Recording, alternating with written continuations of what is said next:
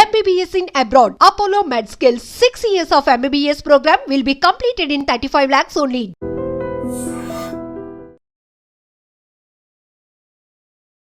నమస్తే, welcome back to IT media. Healthy conversation with ఝాన్సీకి అందరికీ స్వాగతం.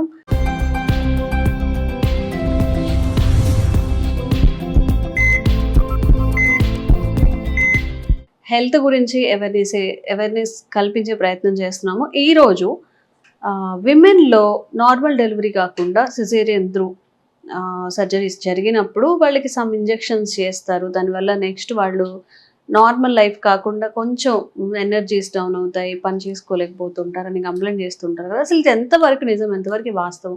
ఆ ఇంజెక్షన్స్ వల్లే, అనెస్థీషియా వల్లే అంత సివియారిటీని ఫేస్ చేసే వస్తుంది? దీని మీద ఒక క్లారిటీ తెచ్చుకునే ప్రయత్నం చేద్దాం. మెడికవర్ హాస్పిటల్లో ఉన్నాం ఈరోజు. మనతో డాక్టర్ వేణుగోపాల్ ఉన్నారు, అనెస్థాలజిస్ట్. మాట్లాడేద్దాం. Hi sir.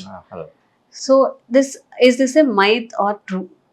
చాలా మంది కంప్లైంట్ చేస్తుంటారు, ఆఫ్టర్ సర్జరీ తర్వాత నా ఎనర్జీస్ డౌన్ అయిపోయాయి, నార్మల్గా ఉండలేకపోతున్నాను అని చెప్పి. ఇది నిజమే అంటారా, లేకపోతే ఏంటి దీని వెనక ఏంటి అసలు నిజం ఏంటి?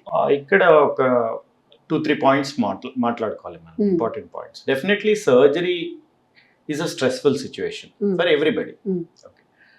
మోస్ట్ ఇంపార్టెంట్ పర్సన్ అక్కడ ఉన్నది పేషెంట్. సర్జరీ పేషెంట్కి ఇమోషనలీ కొంచెం డ్రైన్ చేస్తుంది, ఫైనాన్షియలీ ఎంతో కొంత డ్రైన్ చేస్తుంది. At the same time physically most important thing what we have to talk about. So ఒక పేషెంట్కి మనం సర్జికల్ సిచ్యువేషన్ వచ్చింది అంటే ఫస్ట్ వాళ్ళకి ఎన్నో అపోహలు, ఎన్నో ఫియర్స్ ఉంటాయి.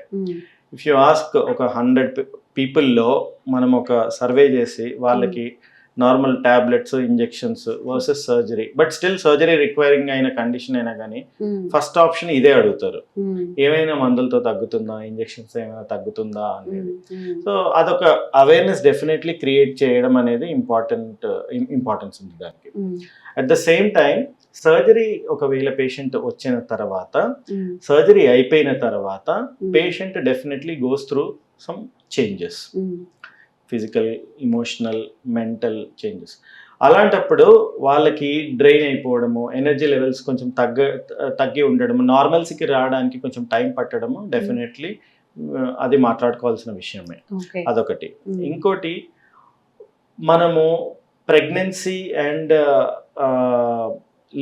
లేబర్ అంటే జస్ట్ బిఫోర్ డెలివరీ, సో ఆ ఇష్యూస్లో అనెస్థీషియా ఇష్యూస్ మాట్లాడుకోవడం కూడా డెఫినెట్లీ ఒక ఇంపార్టెంట్ ఆస్పెక్ట్. ఆబ్స్టెట్రిక్ పాపులేషన్ అంటాం అన్నమాట మనము.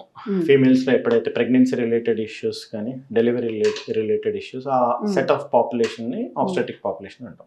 సో వాళ్ళకు కూడా అనెస్థీషియా ఇవ్వడం అనేది ఒక ఛాలెంజ్, బికాస్ వాళ్ళ ఫిజియలాజికల్ చేంజెస్ వల్ల, ఎస్పెషలీ లాస్ట్ 3 months లో వాళ్ళ గ్రోత్ అనేది చాలా ర్యాపిడ్ గా, ఫాస్ట్ గా ఉంటుంది, mother and baby both.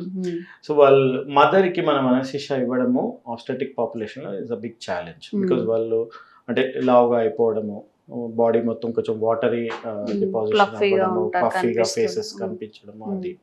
So వాళ్ళకి 2 major methods for delivery of baby, either normal కానీ సిజేరియన్ కానీ.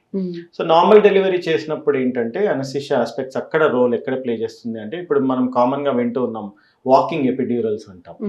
అంటే ఈవెన్ వాక్ చేస్తూ కూడా డెలివరీ చేసుకోవచ్చు అన్నట్టు అన్నమాట. దాంట్లో ఏంటంటే ఎపిడ్యూరల్ అనే ఒక ప్రొసీజర్, ఇదివరకు నేను చెప్పినట్టు మనకి వాక్ చేస్తూ అంటే వాక్ చేస్తూ తర్వాత పెయిన్స్ వచ్చినప్పుడు పడుకొని డెలివరీ చేయడం అనమాట. అంటే వాళ్ళకి ఏమన్నా అటు ఇటు తిరగడము అది కూడా చేసుకోవచ్చు అనమాట, మీనింగ్ ఆఫ్ వాకింగ్ అది. సో మనం ఎపిడ్యూరల్ అనేది ప్రొసీజర్ ఏంటంటే, మనకు వీపులో మనకి స్పైనల్ కార్డ్ కి ముందు ఉండే లేయర్, దాన్ని డ్యూరా మ్యాటర్ అంటాం అనమాట.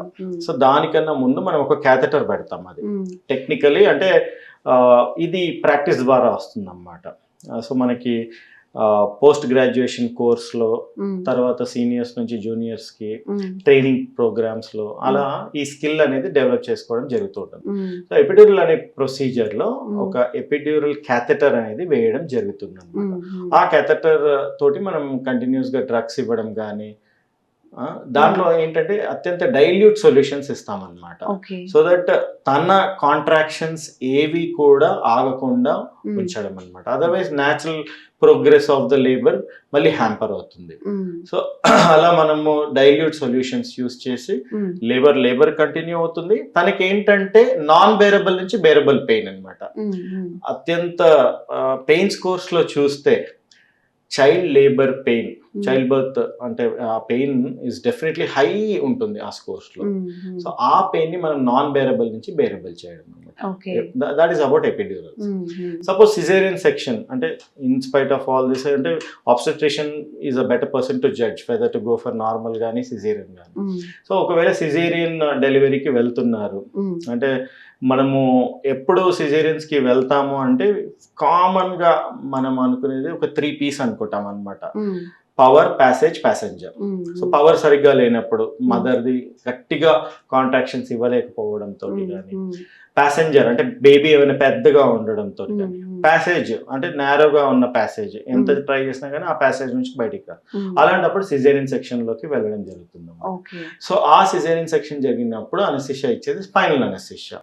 అది వెన్నుపూస లోపల సెరిబ్రో స్పైనల్ ఫ్లూయిడ్ అని ఉంటుంది. ఆ ఫ్లూయిడ్ లో మనం అనస్థెటిక్ డ్రగ్ డిపాజిట్ చేస్తాం, హాఫ్ బాడీ అనస్థిషియా. ఇక్కడ మనం తెలుసుకోవాల్సింది ఏంటంటే post surgery after few weeks or months patients come with back pain. ఇది అసలు పోవట్లేదు and they attribute it to the spinal anaesthesia, needle prick. So ఇక్కడ మనం తెలుసుకోవాల్సింది ఏంటంటే during pregnancy and post pregnancy ligaments get relaxed. కొంచెం అవి stretch అయ్యి మనకి because of the baby growth and all and because of the hormonal effect ligaments అనేవి కొంచెము మెత్తబడిపోవడము, స్ట్రెచ్ అవ్వడము జరుగుతూ ఉంటుంది. సో బేబీ డెలివరీ అయిన తర్వాత ఇమీడియట్లీ అది గెట్ బ్యాక్ అవ్వడం ఏం జరగదు. సో అది కొంచెం టైం తీసుకుంటుంది అనమాట. సో ఆ లిగమెంట్ స్ట్రెచ్ పెయిన్ కొంచెం వేగ్ గా ఉంటుంది. ఆ వేగ్ పెయిన్స్ లో one of the pain is back pain. So వాళ్ళు దానికి అట్రిబ్యూట్ చేయడము, దాన్ని కామన్ గా ఇది మా కామన్ గా వచ్చి అడిగే క్వశ్చన్ అనమాట పేషెంట్స్.